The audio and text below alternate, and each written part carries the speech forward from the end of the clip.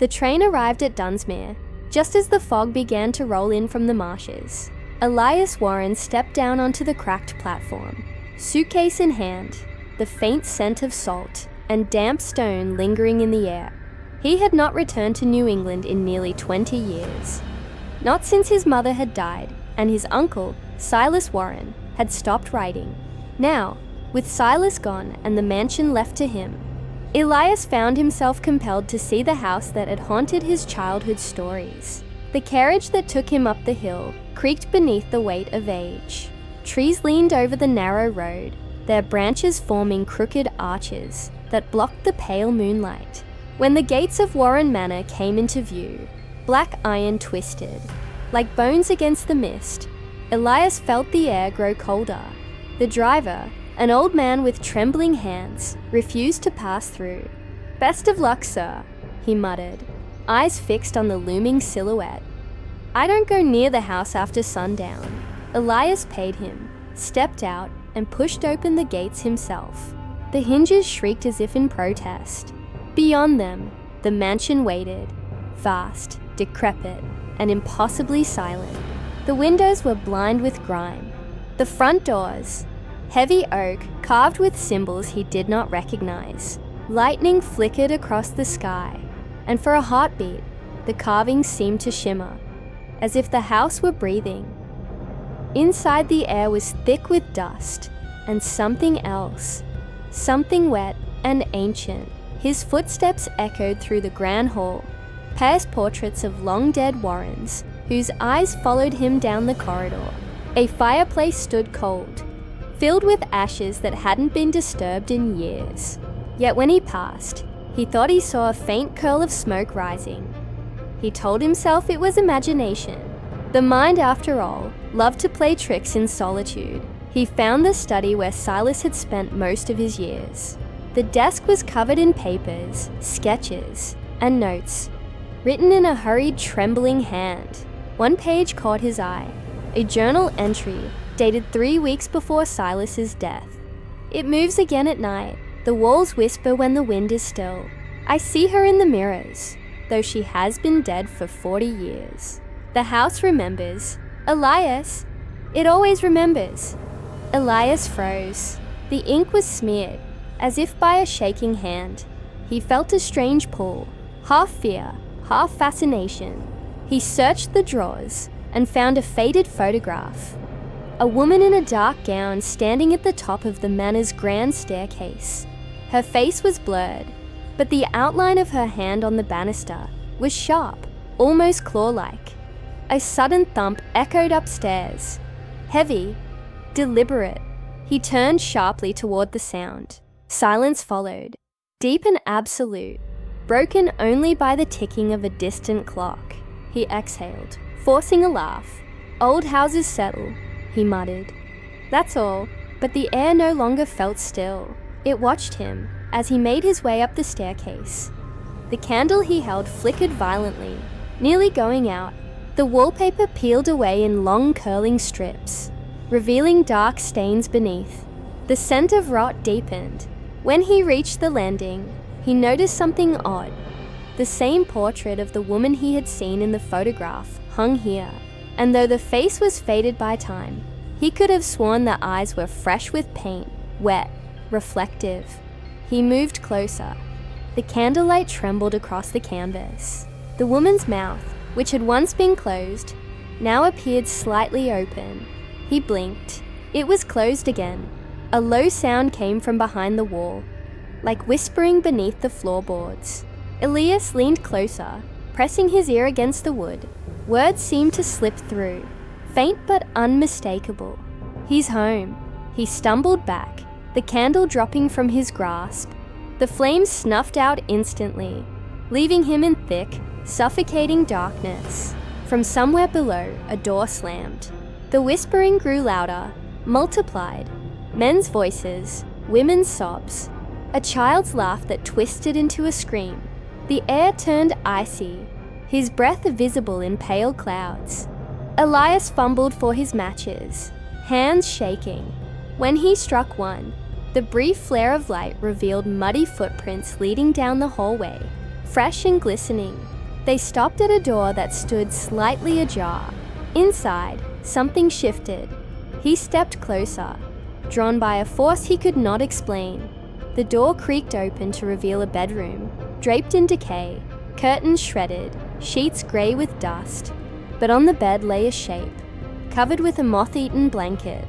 The smell hit him first, earth and rot. His mind screamed to turn back, yet his hand reached forward, trembling, and pulled the blanket aside. It was not a corpse. It was a portrait, framed and sealed in glass, depicting Silas Warren lying in that very bed, eyes wide open, as if watching Elias even now.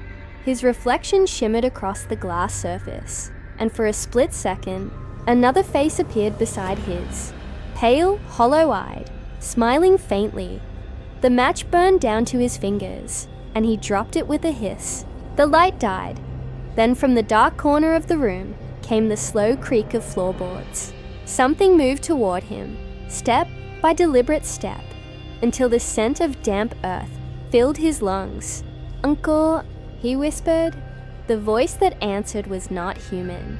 It was the house itself, breathing, groaning, whispering his name through the walls.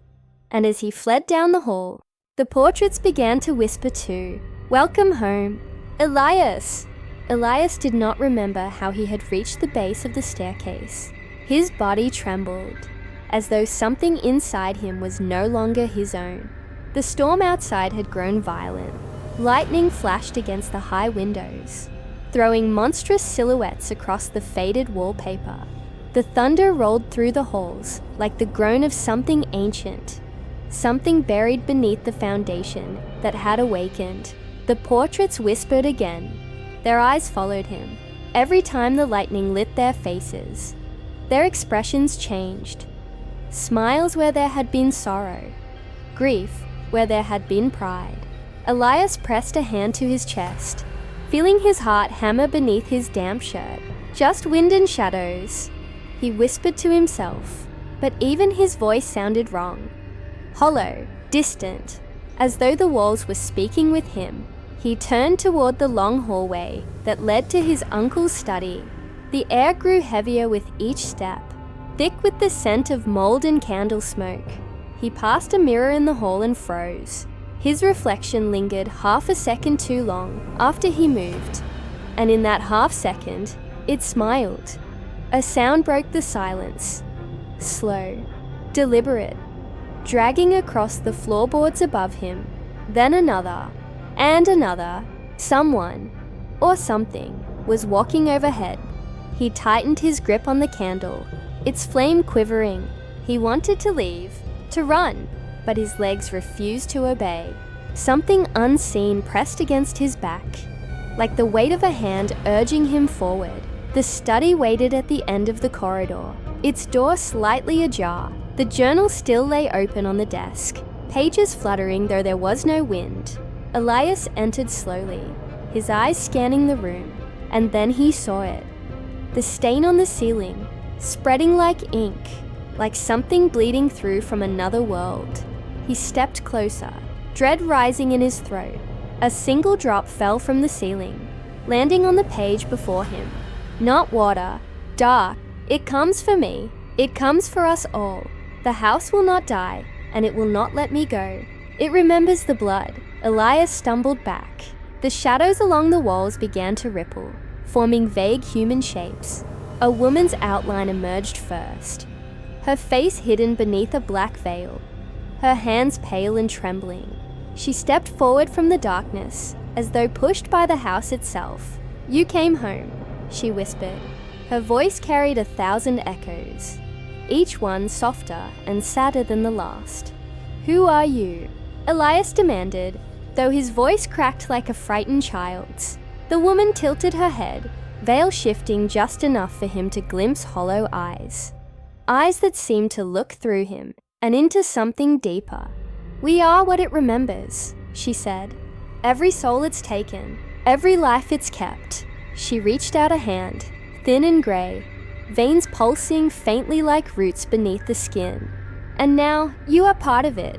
Elias backed away until his shoulders struck the bookcase behind him. "You're not real," he hissed. Her smile widened. "Reality ends at these walls." As she spoke, the walls themselves began to breathe. Subtle at first, then deeper, like the slow inhale of something colossal. Plaster cracked. The floor trembled. From beneath the wooden boards came muffled thumps, rhythmic, like the beating of a buried heart. Elias clutched his head. "No, this isn't possible." The woman moved closer, and for the first time, he saw her face fully. Decayed, lips torn, yet strangely calm.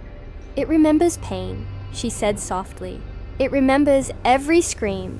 A chorus of whispers joined her, faces pressed against the wallpaper, stretching it outward like skin. The portraits twisted and warped, their subjects moving, mouths opening in silent agony. Then, among them, Elias saw his uncle, Silas Warren, standing on the landing above, pale, transparent, his expression broken. "I tried to stop her," Silas said, voice trembling. The house was built over graves, the old family crypt. "I thought I could contain her, but she is the house now. It feeds on us." "Then help me leave," Elias shouted. "Tell me how." Silas stepped closer, shaking his head. "You can't leave what's already inside you." Elias froze. "What do you mean?" "The moment you stepped through those gates," Silas said, "you gave it your name. You gave it memory. It lives on remembrance, Elias. And you are its blood." A sharp crack tore through the ceiling. Dust rained down. The house groaned, louder this time, the sound of timber screaming under invisible pressure. Elias turned to run, but the door slammed shut, sealing him inside. The black fire roared higher, and from its center, dozens of hands reached out, pale, skeletal, grasping. He grabbed the iron poker from the hearth and swung wildly. The hands shrieked as they withdrew, but not before one brushed his arm, burning his skin with a cold so deep it felt like frost beneath his flesh. He stumbled backward, coughing, gasping for air that grew heavier by the second. The woman stood at the doorway now, her veil gone. Her eyes burned with a faint spectral light. "It has waited for you," she whispered. "For the blood to return home." "Why me?" "Because you are the last Warren," she said, "and the house remembers its own." The whispering rose to screams. The portraits bled. The walls convulsed. Elias threw himself toward the window, striking it with the poker again and again until the glass shattered. Cold rain burst in, drenching him, but as he tried to climb through, he realized the outside had changed. No storm, no forest, no moonlight, only endless corridors stretching outward, filled with doors that led nowhere. He was still inside. The house had folded around him. He turned, desperate, eyes wide with terror. "What do you want from me?" The woman smiled. "We want to be remembered." Then she lunged. Or rather, the house did. The floor split open, darkness yawning beneath his feet. Elias screamed as he fell, grasping at the edges, but hands, countless cold hands, reached up and pulled him down. He fell through rot and shadow, through whispers and memory, until there was nothing but stillness. Silence returned. The storm ended. Morning came quietly over Dunsmuir.